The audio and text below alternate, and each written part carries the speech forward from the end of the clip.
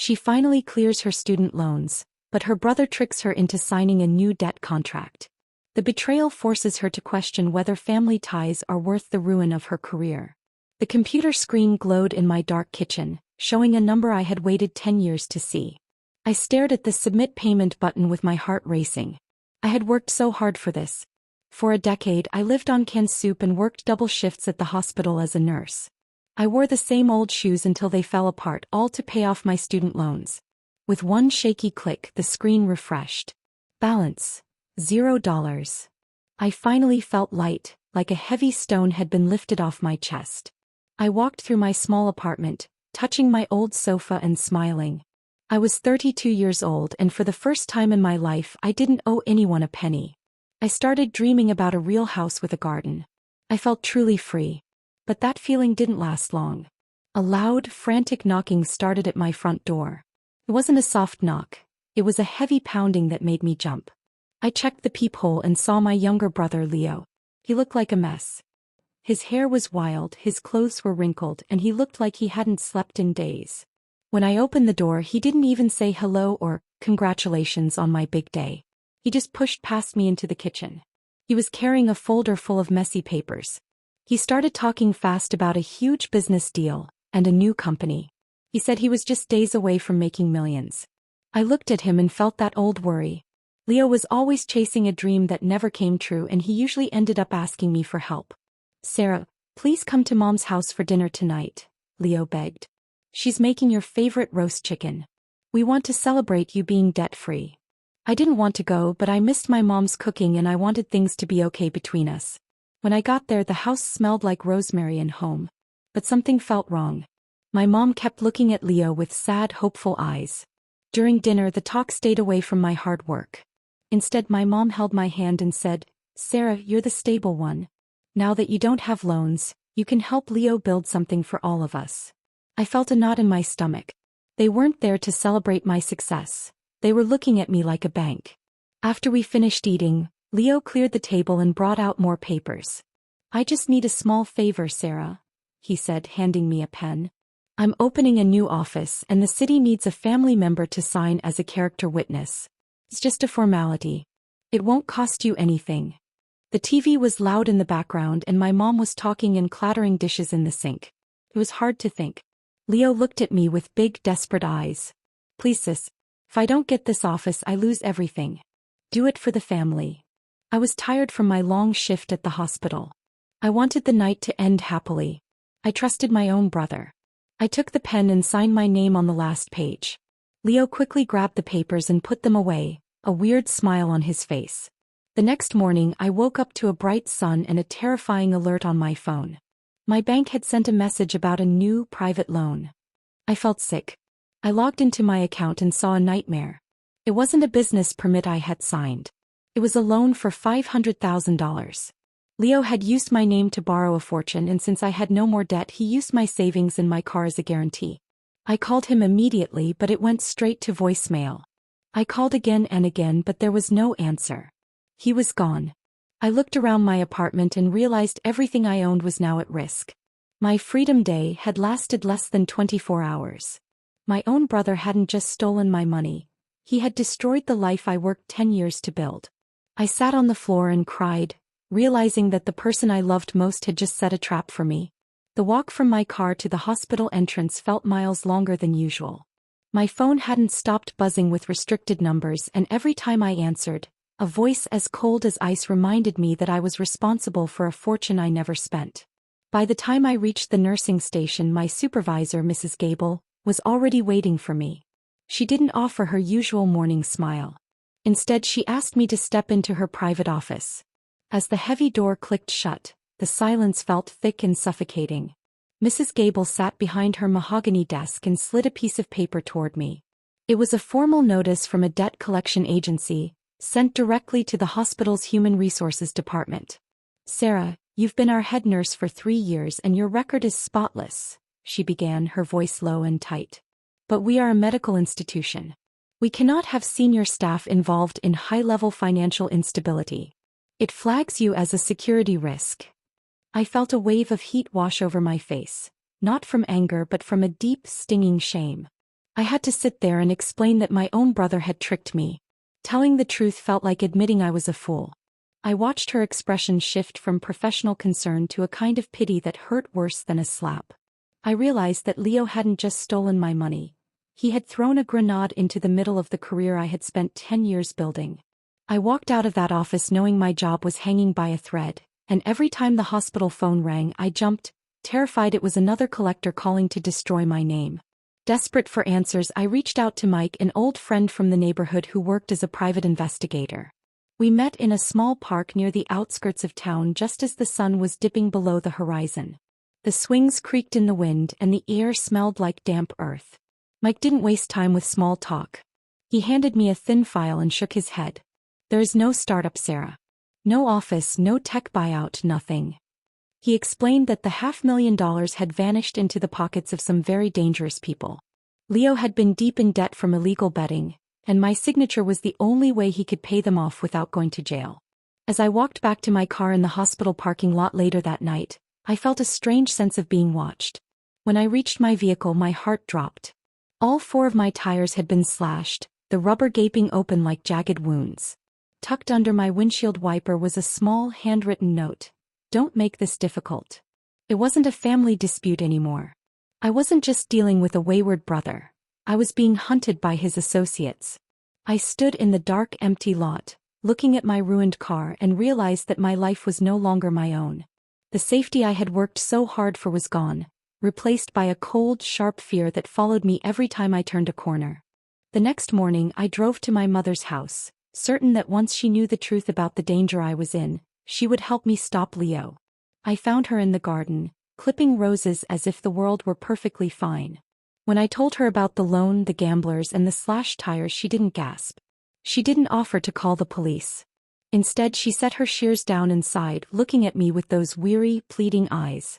"Sarah, you have to understand," she whispered. "Leo is a dreamer. He just got in over his head. If you go to the authorities, you'll ruin his entire life. You're the strong one. You have your nursing degree, your career. You can always make more money. But Leo? He has nothing without us." My heart broke right there among the roses. I looked at the woman who raised me and realized she was willing to let me be ruined, harassed, and terrified just to keep her baby boy out of trouble. She was an enabler, and in her mind, my strength was a tool to be used for Leo's survival. That was the moment something inside me snapped. The loyalty I had carried for 32 years vanished, replaced by a cold, hard clarity. I realized that if I stayed the strong one for them, I wouldn't have a life left to live. I turned and walked away without saying goodbye, knowing that from this moment on, I was completely on my own. As if the financial ruin wasn't enough, the social isolation began. Leo, ever the storyteller, had reached out to our entire community before I could even find my footing. At the local grocery store, Mrs. Higgins, a woman I'd known since I was a toddler, looked at me with a frown and turned her cart down another aisle.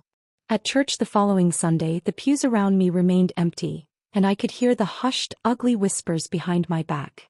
Leo was telling everyone that I had gone into business with him, got greedy, and was now trying to sue him to take his hard-earned success away. The weight of being the community villain on top of being a victim of fraud was almost too much to bear. I felt like I was drowning in a sea of judgment.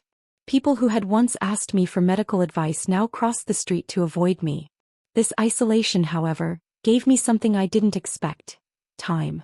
Without the distraction of family dinners or social gatherings, I had nothing but my own thoughts and the mounting bills on my kitchen table. I realized that to survive this, I had to stop caring about being the good daughter or the nice neighbor.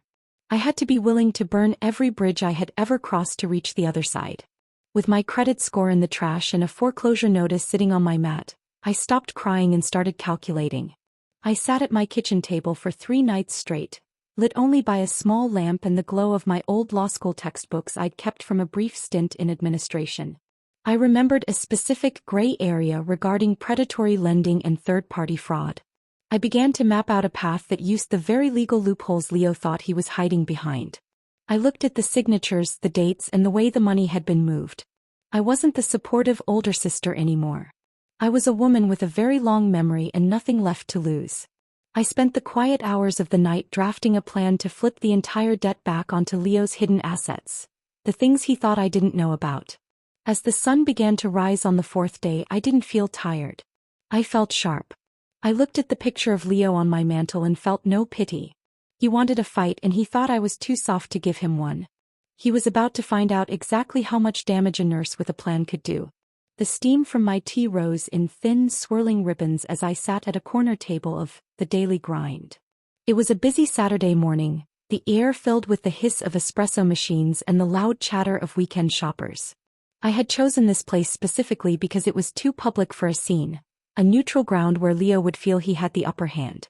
When he walked in, he wasn't slinking or looking ashamed. He had a new swagger, wearing a jacket that looked far too expensive for a man who claimed to be broke. He sat across from me, a smug, relaxed grin stretching across his face. "Finally coming to your senses, Sarah?" he asked, leaning back as the waitress set a large fancy coffee in front of him. I kept my hands folded in my lap, hiding the slight tremble of my fingers, not from fear, but from the weight of the recording device tucked beneath the lapel of my coat. I looked down at the table, letting a few strands of hair fall over my face to play the part of the defeated sister. "I can't fight the bank anymore, Leo," I whispered, my voice thick with fake exhaustion. "I've brought the papers you wanted. I just want this to be over so I can keep my job." Leo took a slow, deliberate sip of his coffee, looking at me like a predator who had finally cornered its prey. He chuckled, a sound that made my skin crawl. "I told Mom you'd see it my way. You always were the smart one, but you're too rigid, Sarah. You don't know how the real world works." I nudged a folder toward him and he flipped through it with an arrogant air. I led the conversation carefully, like a nurse guiding a patient through a difficult procedure. I asked him how he even managed to get the loan in my name so quickly. He laughed again, his ego overflowing. "It was easy," he bragged, leaning in close so only I could hear. "I knew you'd just cleared your loans. Your credit was like a fresh canvas. I just needed that dinner at Mom's to get you distracted. Those guys I owed at the tracks were going to break my legs, Sarah. You should be happy you saved your brother and all it cost you was a few years of extra shifts. You're a nurse, you're used to being a martyr." Every word was a confession, every boast a nail in his own coffin. The air in the cafe suddenly seemed to shift as I sat up straight, the broken look vanishing from my eyes. I didn't say a word. I simply raised my hand and signaled to a man sitting 2 tables away. My lawyer, Mr. Vance, stood up along with a tall, serious man in a plain suit, a process server. The smug victory on Leo's face curdled into confusion as they approached our table. "Leo, this is Mr. Vance," I said, my voice now as steady and cold as a winter morning. "And that document you just signed? It wasn't a settlement. It was a formal acknowledgement of the debt and a sworn affidavit that you knowingly used my identity for personal gain." The process server dropped a thick envelope onto the table with a heavy thud. Leo's face turned a ghostly shade of white. He tried to stand, but his legs seemed to give out and he sank back into the chair. "You trapped me," he stammered, his voice losing its swagger. I looked him dead in the eye. "No, Leo. I just stopped being your anchor. This is the real world you were talking about." The following Monday, I didn't walk into the hospital with my head down. I went straight to the Human Resources office with a certified copy of the confession and the legal injunction against Leo. Mrs. Gable was there, her expression guarded. I laid the papers on her desk one by one. I explained the trap, showed the police report for the slashed tires, and presented the legal proof that the financial instability was a result of identity fraud, not my own negligence. The room was silent for a long time as she read through the documents. When she finally looked up, the pity I had seen before was gone, replaced by a deep, genuine respect. She stood up and walked around her desk, giving my shoulder a firm, supportive squeeze. "I'm sorry we doubted you, Sarah. We'll flag this in your file immediately. Your position here is secure." As I walked back to the nursing station, I saw my colleagues, the people I had worked alongside for years, smiling and nodding. They had heard the news. One of the younger nurses brought me a fresh cup of coffee and whispered, "We're glad you're back, Sarah." I realized then that my reputation wasn't something Leo could steal. It was something I had earned, and it was still standing. The peace was interrupted that evening by a phone call I knew was coming. It was my mother. The moment I answered, her voice came through in a wave of hysterical sobbing. "How could you do this, Sarah? Your own brother is in a holding cell. They're saying he might go to prison." She called me heartless, cold, and selfish. She told me I was destroying the family over just some money. I stood in my kitchen looking at the spot where I had signed those papers weeks ago, and I didn't feel the usual surge of guilt.